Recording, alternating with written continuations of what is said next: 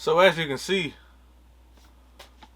I secured the bag, but it cost me a little more than I wanted. So I definitely felt like I got finessed. You know what I'm saying? So let's go ahead and get into the shoes first before I, go on my rant. But yeah, here we go. As you can see, we got the Jordan 3 Reimagined box. It's like an aged Jordan 3 box, which I mean is cool. I know y'all probably seen this 1,000 times. Size 12 as always. And I got these on release day, but I'm just now getting around to shooting a video. Inside, pretty much the same thing. You still got that age look or age effect on it, whatever. You get the old 3 card with all the specs for the technology and everything in there. You get the cement paper. I don't know if you can see that. And like I said, I haven't gotten around to opening this. I haven't even opened the bag since I got these, so I don't even know what my pair looks like. So it's going to be a surprise to all of us.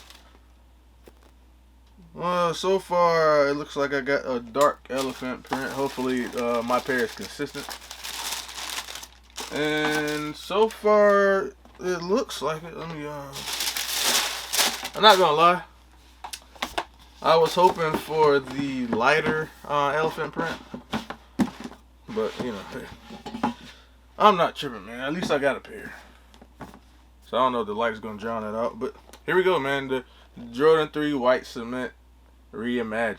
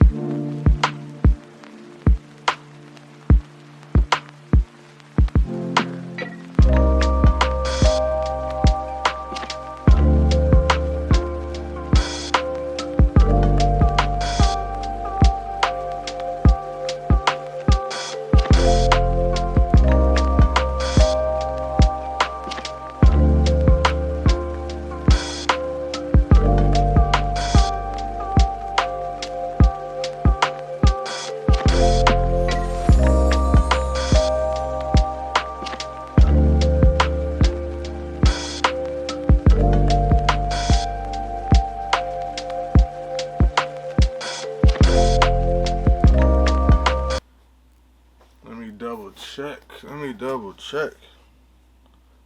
Because I know a lot of pairs were definitely inconsistent quality wise, as well as like the elephant print or the cement print.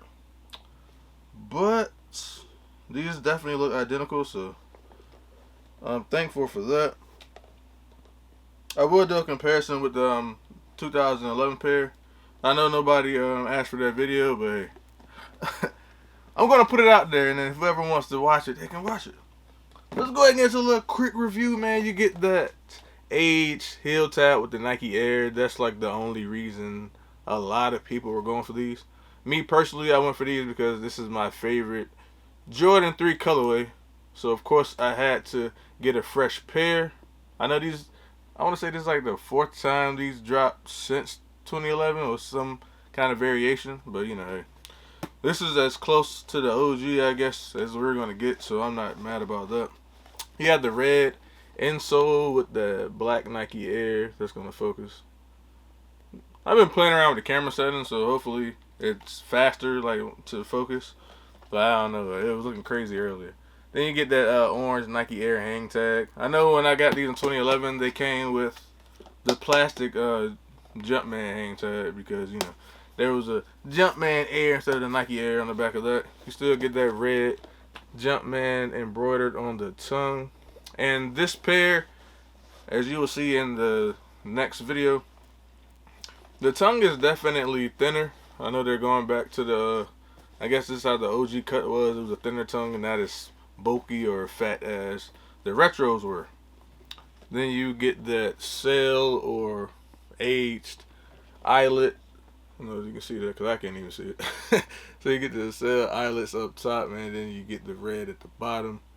You get the black hits on the ankle. You get that perforated leather as well, and then you get some tumbled leather. I mean, it's not as soft as I thought it was gonna be, to be honest. But if you can see it, you can see the tumbled, wrinkled, whatever you want to call it, on the upper. Overall, clean shoe. Like I said, it's my favorite Jordan 3, and my pair, is definitely as perfect as you can get for a mass-produced shoe. So I'm definitely lucky on these. I know I wasn't so lucky on the playoff 12s or the playoff 13s. I had a little, like slight cosmetic flaws, but nothing too crazy. But yeah, I don't really see anything wrong with these joints. Well, I do get the little widow's peak on the toe box. I know a lot of people were talking about that too.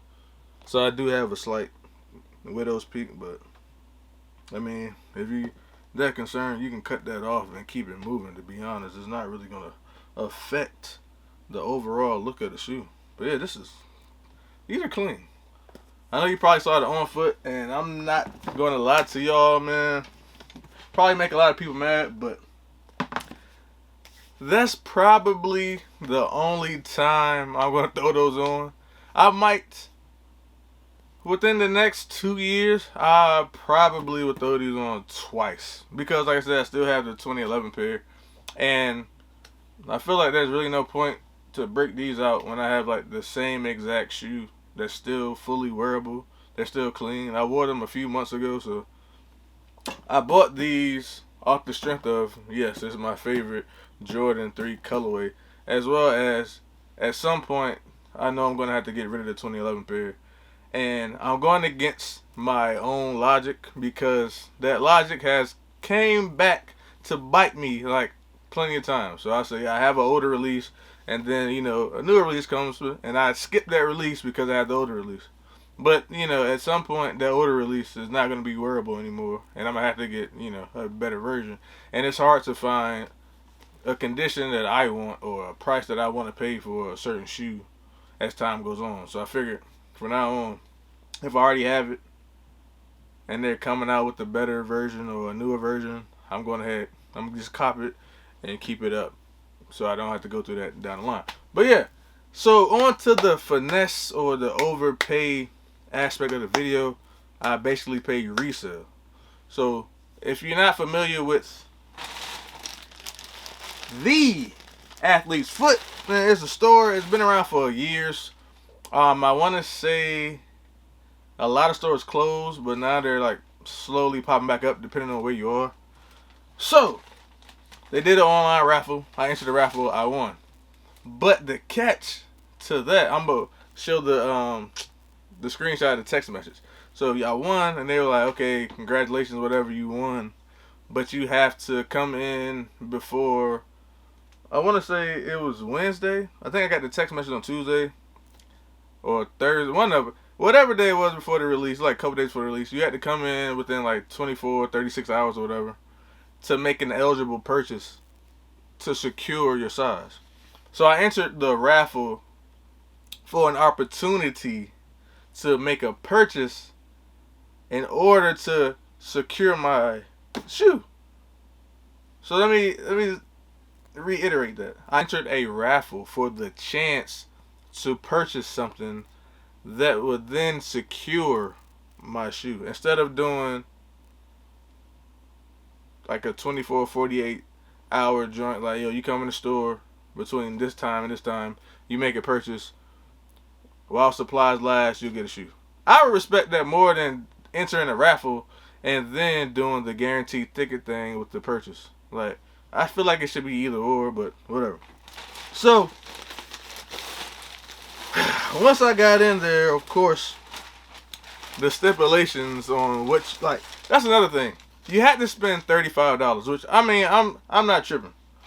But the thing that got me is, like, once you get in there, they tell you, okay, you gotta spend $35. You can shop on the clearance rack, you can get a book bag, or you can get Jordan apparel.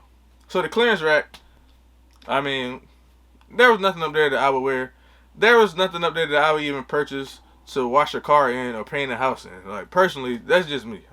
I mean, y'all might, if anybody's watching this that did the same thing, y'all might have found something better in your location. But the one I went to, there was nothing to clearance rack. Then the book bag wasn't big enough to be my lunchbox, and I don't have any children or like.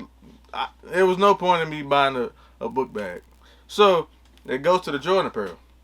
Now the Jordan apparel section in that particular store was like one table and a couple racks, and none of the stuff like was appealing. If I'm going to spend money, I want to spend money on something that I would wear personally. I feel like if they're gonna make you spend $35 to get a shoe, you should be able to spend that 35 on anything. Like, what if I wanted to buy another pair of shoes? That wouldn't have been eligible for me to lock down. That is crazy to me. So you'd rather me spend 35 or walk out because I can't get what I want than just let me spend $30 on whatever. I would have bought cleaners, socks, like polo tees, whatever. Something I would have bought some Crocs if they were in there, but they had to like determine what you could buy is crazy.